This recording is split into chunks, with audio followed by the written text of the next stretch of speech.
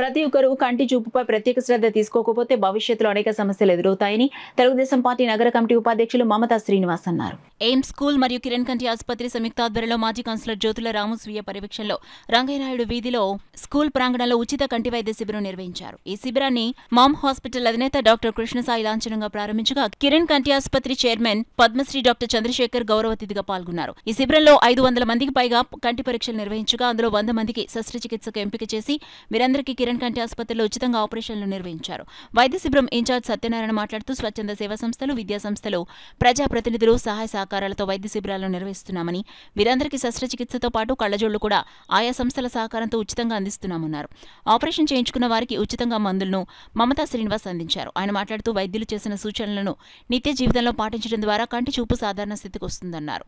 జ్యోతుల రాము మాట్లాడుతూ గత 17 సంవత్సరాలుగా కంటి వైద్య శిబిరంతో పాటు ఉచిత వైద్య శిబిరాన్ని కూడా క్రమం తప్పకుండా నిర్వహిస్తున్నామన్నారు.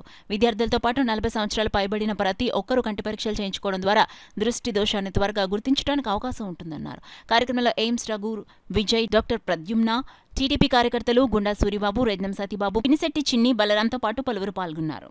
సద్వినియోగం చేసుకున్నందుకు చాలా సంతోషం. ముఖ్యంగా మనం అందరం కూడా కిరణ్ హాస్పిటల్ సంస్థకి మనం చాలా రుణపడిపోయి ఉన్నామనే చెప్పుకోవాలి. ఈ సందర్భంగా ఇంతటి చక్కటి క్యాంప్ నిర్వహిస్తున్నారు.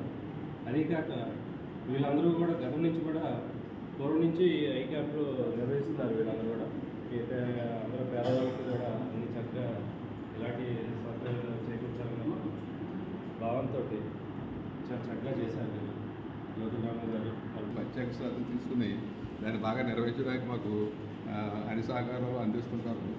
అలాగే ఎయిమ్స్ స్కూల్ మాస్టర్ ఇద్దరు కూడా ఈ ఏర్పాట్లన్నీ చేయడంలో చాలా ముందు ఉంటారు.